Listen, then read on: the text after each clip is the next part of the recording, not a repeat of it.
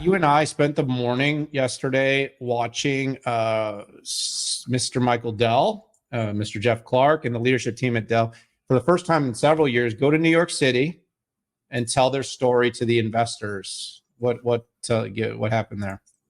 Yeah, so I think I tuned in for, I don't know, 3 hours. And it's funny, the first thing that dawned on me was, wow, founder-led companies are just different. Michael got up there and with him, like folks like Larry Ellison bring to the table, Jensen Wong, there's just a, this is my company, I founded it, and there are still elements of me, uh, big elements in the culture. And it was a very fact based. It was interesting. This was not about sexy. This was about black and white. Here's what we do well, and here's our focus. It should be no surprise that generative AI is the big focus. It's not only a TAM expander, but it's a market that Dell is doing very well in. And it's a lot of it's due from infrastructure.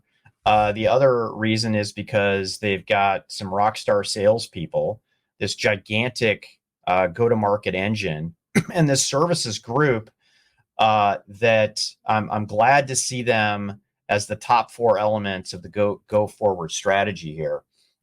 You and I have both spent a lot of time with the Dell Services Group. Have had them on the 6.5. We've written white papers about them, but it's great to see them as a first order citizen on the table mat, on the placemat. The final thing is supply chain. Who was one of the top companies to be able to supply people during the P period, which I'm not going to say so we don't get flagged? It was Dell, right? A lot of CEOs are getting up there saying, "Oh, we can't hit it because we can't meet demand because we can't, our supply chain." Dell, pretty much for the most part, could deliver every single time. Now, constructive criticism, I do wish there was, they have their one strategy slide, one slide for the overall strategy. It's a little bit dry. I wish they could have put their growth areas on there, which, by the way, is more than generative AI. Michael did a good job of really talking about what his customers are looking for, elements of multi-cloud. This is one I need to go back and read the transcript. It was very rich.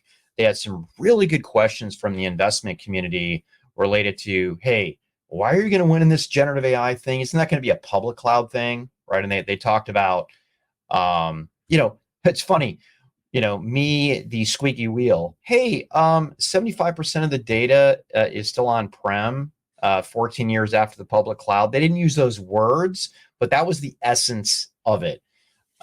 So something that I'll be tracking here is where will the bets be made?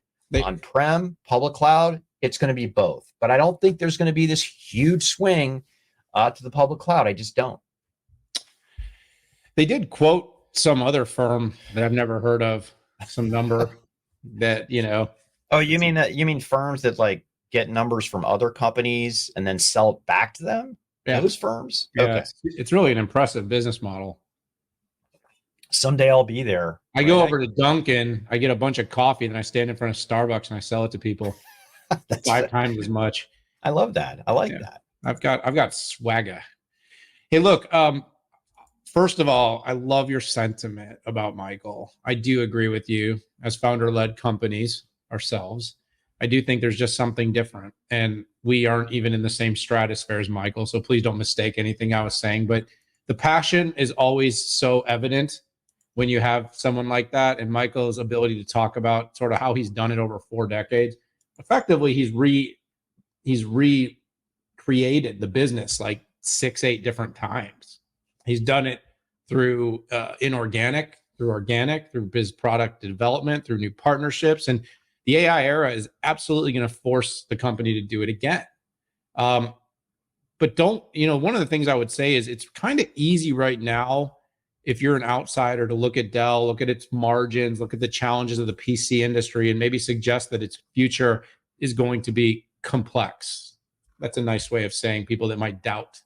But everywhere along the way, when when the company first entered infrastructure, no one believed it.